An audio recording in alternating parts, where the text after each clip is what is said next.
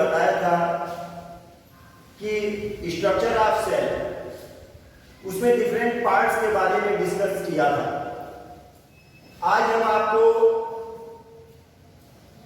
जो plasma lemma, जिसको हम जीव द्रव्य कला कहते हैं, उसकी आंतरिक संरचना यानी इंटरनल स्ट्रक्चर के बारे में बताने जा रहे हैं।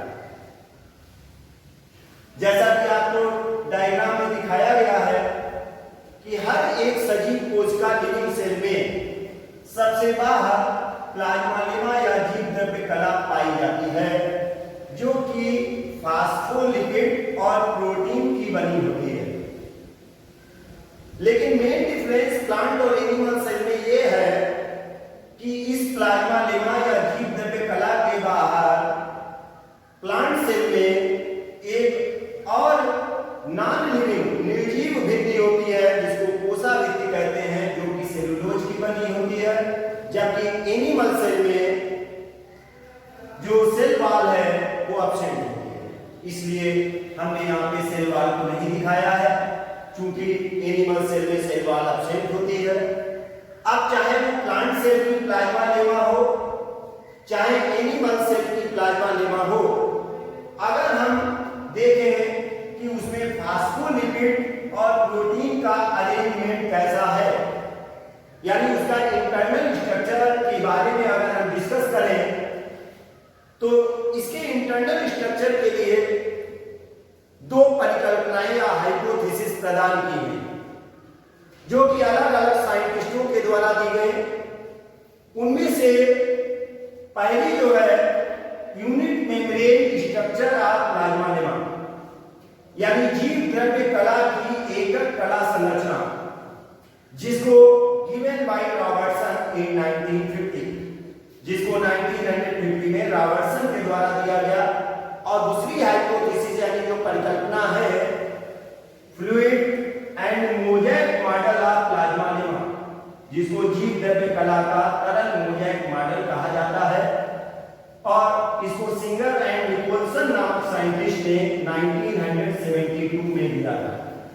लेकिन ये दोनों परिकल्पनाएं जो Robertson and Singer and Nicolson के द्वारा दी गई, उनमें एक कॉमन चीज है कि दोनों में फास्फोलिपिड और प्रोटीन के ही मॉलिक्यूल पार्टिसिपेट करते हैं या भाग लेते हैं, परंतु उन फास्फोलिपिड और प्रोटीन के मॉलिक्यूल्स में कुछ भिन्नताएं, उनके अरेंजमेंट में कुछ भिन्नताएं पाई जाती हैं। जैसा कि आपको पहली परिकल्पना जो कि रॉबर्टसन के द्वारा 1950 में दी गई, आप देख रहे हैं डायग्राम में, अगर हम इस प्लाज्मा लेमा के एक पोर्शन को, छोटे से पोर्शन को दिखाएं, तो सेल के अंदर का जो पार्ट होता है उसको इनर पार्ट के रूप में दिखाया जाता है, और सेल का आउटर पार्ट जो एटमॉस्फेयर के कांटेक्ट में है उसको आउटर पार्ट के रूप में दिखाया गया है। जैसा कि ये outer part of the cell और ये inner part of the cell को दिखाया गया है। तो हम देखते हैं कि यूनिट मेम्ब्रेन स्ट्रक्चर जो प्लाज्मा लेमा का है, जिसको रॉबर्टसन नामक साइंटिस्ट ने दिया था, उसमें फास्फोलिपिड की दो लेयर बिल्कुल सेंटर में पाई जाती है, और इस फास्फोलिपिड की एक लेयर की बात करें तो फास्फोलिपिड के हर एक मॉलिक्यूल में, ये फास्फोलिपिड के मॉलिक्यूल अरेंज है, और हर एक फास्फोलिपिड के मॉलिक्यूल में दो पार्ट होते हैं, एक हेड और दूसरा टेल। हेड पोर्शन जो फास्फोलिपिड का होता है वो हाइड्रोफिलिक होता है, जिसको जल आकर्षी भाग कहते हैं, और जो टेल पोर्शन फास्फोलिपिड का होता है वो हाइड्रोफोबिक होता है, जिसको जल प्रतिकर्षी भाग कहते हैं। जो हाइड्रोफोबिक पार्ट हेड के रूप में पाया जाता है, ये बाहर की ओर रहता है, जबकि हाइड्रोफोबिक पार्ट जो जल प्रतिकर्षी होता है वो अंदर की तरफ पाया जाता है। और फास्फोलिपिड की दो परतों का फॉर्मेशन इन्हीं दो परतों के हेड और टेल के है। अब अगर हम बात करें तो जो हेड पोर्शन है इसका बाहर की तरफ ही रहता है, अर्थात सेंटर में केवल टेल पोर्शन पाया जाता है। और इस फास्फोलिपिड की बाइलेयर के ऊपर और नीचे, अर्थात फास्फोलिपिड बाइलेयर के अंदर और बाहर दोनों तरफ एक एक लेयर सिर्फ प्रोटीन मॉलिक्यूल्स की पाई जाती है। ये प्रोटीन मॉलिक्यूल्स का अरेंजमेंट है जो फास्फोलिपिड बाइलेयर के आउटर पार्ट में भी होती है और फास्फोलिपिड बाइलेयर के इनर पार्ट में भी होती है। अब अगर हम इसकी मोटाई या थिकनेस की बात करें तो जो फास्फोलिपिड बाइलेयर की मोटाई है वो 35 एंगस्ट्रॉम 35 एंगस्ट्रॉम की होती है और उसके दोनों तरफ जो एक एक लेयर प्रोटीन की होती है वह 20 एंगस्ट्रॉम मोटी होती है। अर्थात इन तीनों परतों को मिलाकर प्रोटीन, फास्फोलिपिड और प्रोटीन लेयर, तीनों परतों को मिलाकर जो प्लाज्मा लेमा की टोटल थिकनेस होती है वो 75 एंगस्ट्रॉम की होती है।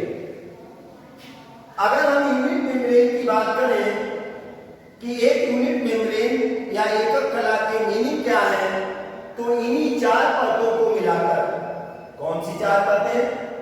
सबसे पहले phospholipid plus phospholipid plus phospholipid और प्लस प्रोटीन, अर्थात इन चारों परतों को मिलाकर एकक कला या यूनिट मेम्ब्रेन कहा जाता है। अब अगर हम दूसरी परिकल्पना प्लाज्मा लेमा की देखें जो कि सिंगर एंड निकोलसन नामक साइंटिस्ट ने 1972 में प्रदान की थी, उसमें हम मेन डिफरेंस क्या देख रहे हैं कि ये फास्फोलिपिड की जो दो लेयर्स होती हैं, यानी इन फास्फोलिपिड की दो परतों के बीच एक टाइप की प्रोटीन्स धसी हुई पाई जाती हैं। इन प्रोटीन्स को इंटीग्रल और इंट्रिंसिक प्रोटीन, समाकल प्रोटीन कहा जाता है। जबकि दूसरी प्रकार की जो प्रोटीन्स हैं जो कि इन फास्फोलिपिड लेयर के बाहर पाई जाती हैं, जिनको हम पेरिफेरल और एक्सट्रिंसिक प्रोटीन, पेरिफेरल मींस परिधीय और एक्सट्रिंसिक मींस बाह्य, परिधि या बाह्य प्रोटीन कहते हैं। यानी मेन डिफरेंस क्या देख रहे हैं, यहां पर फास्फोलिपिड की दो परतों के बीच धसी हुई कोई प्रोटीन की लेयर नहीं होती है, जबकि यहां केवल फास्फोलिपिड के अंदर और बाहर प्रोटीन की लेयर्स होती हैं। यहां दो टाइप की प्रोटीन्स हैं, सिंगर एंड निकोलसन मॉडल में दो टाइप की प्रोटीन्स हैं। एक टाइप की प्रोटीन्स दोनों फास्फोलिपिड परतों के बीच में पाई जाती हैं जिनको इंटीग्रल, और दूसरे टाइप की प्रोटीन दोनों फास्फोलिपिड के बाहर पाई जाती हैं जिनको पेरिफेरल और एक्सट्रिंसिक प्रोटीन कहते हैं।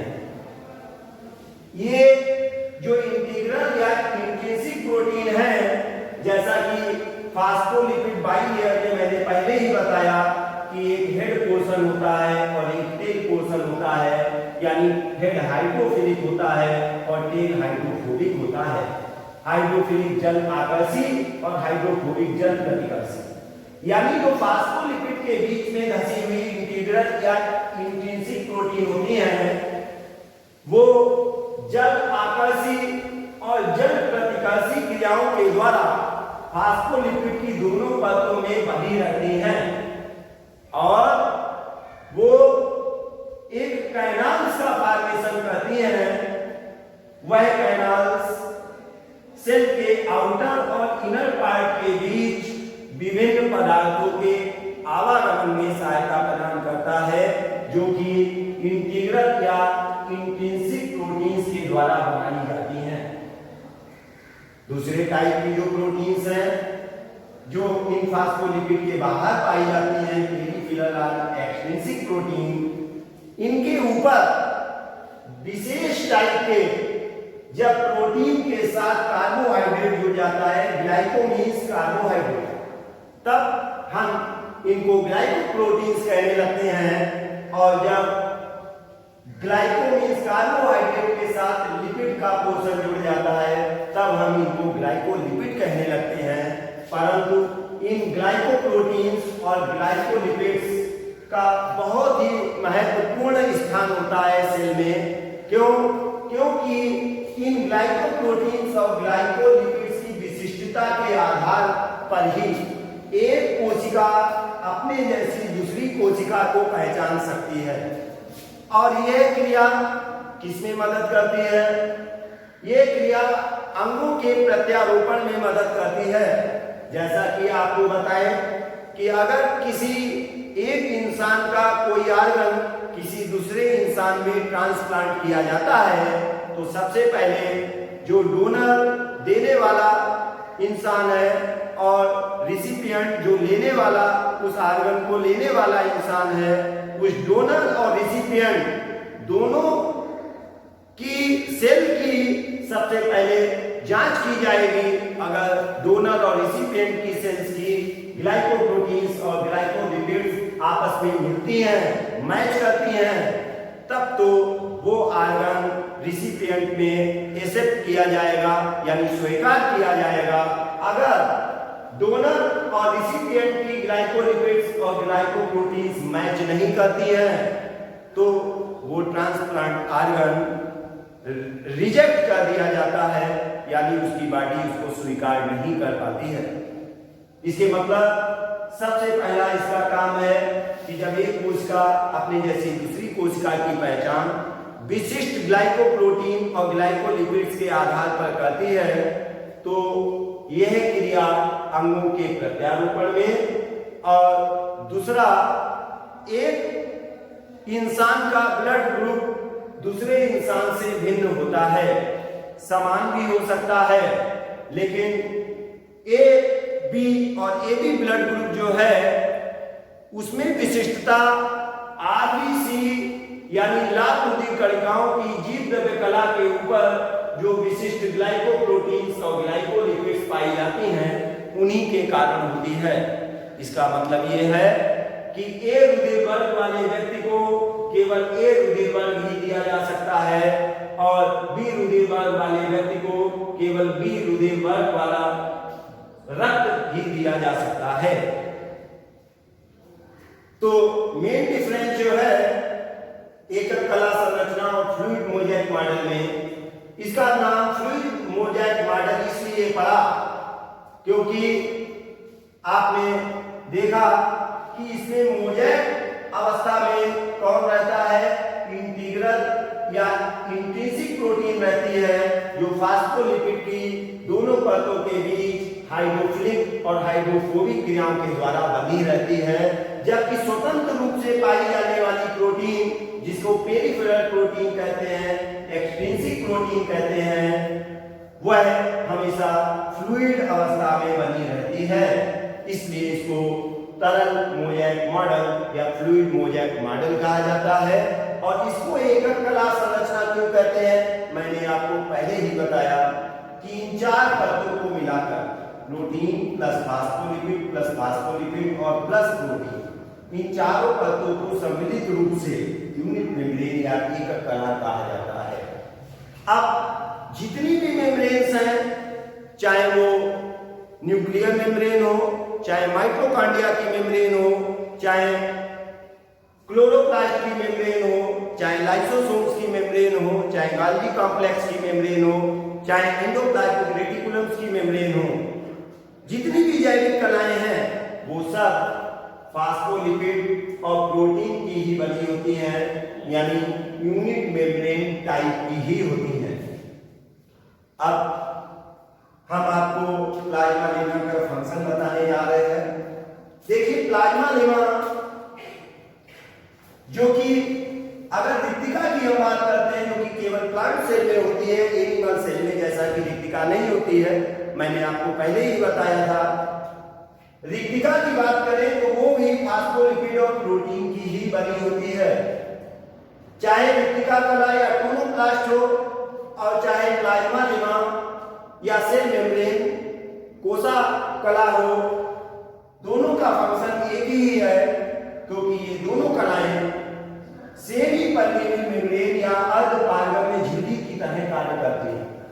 सेमी परमेबल मेम्ब्रेन वह मेम्ब्रेन होती है जिसके द्वारा सिर्फ विलायक के अणु आर पार जा सकते हैं, विलेय के नहीं। किसी भी विलयन में विलायक और विलेय दोनों के अणु उपस्थित होते हैं, परंतु ये अर्धपारगम्य कला सिर्फ विलायक के अणु को आर पार जाने देती है, विलेय के अणु को अलाउ नहीं करती। परंतु अगर स्पेशल कंडीशन में हम बात करते हैं तो यही अर्धपारगम्य कला जब सॉल्वेंट यानी विलायक के अणुओं के साथ कुछ मात्रा में विलेय के अणु भी आर पार जा सकते हैं, तब इसी से भी परमेबल मेम्ब्रेन को सिलेक्टिवली परमेबल मेम्ब्रेन, चयनात्मक पारगम्य झिल्ली या डिफरेंशियली परमेबल मेम्ब्रेन, द्विवेदी पारगम्य झिल्ली कहा जाता है। अगर आपसे पेपर में सेमी परमेबल मेम्ब्रेन के दो एग्जाम्पल पूछ दिए जाएं तो पहला एग्जाम्पल प्लाज्मा लेमा और दूसरा एग्जाम्पल वैक्यूलर मेम्ब्रेन या टोनोप्लास्ट है। जितने भी फंक्शंस इसके हैं उनमें सबसे मुख्य फंक्शन इसका मैंने आपको बताया है। कल यानी अगले टर्न में हम आपको साइटोप्लाज्म में, प्लांट सेल के साइटोप्लाज्म में जो सेल ऑर्गेनेलिज पाए जाते हैं उनके बारे में डिस्कस करेंगे। और आप सभी लोगों से मैं अनुराग मिश्रा अनुरोध करता हूं कि आप हमारे कॉलेज का चैनल जिसका लिंक मैं आपको दे रहा हूं SGM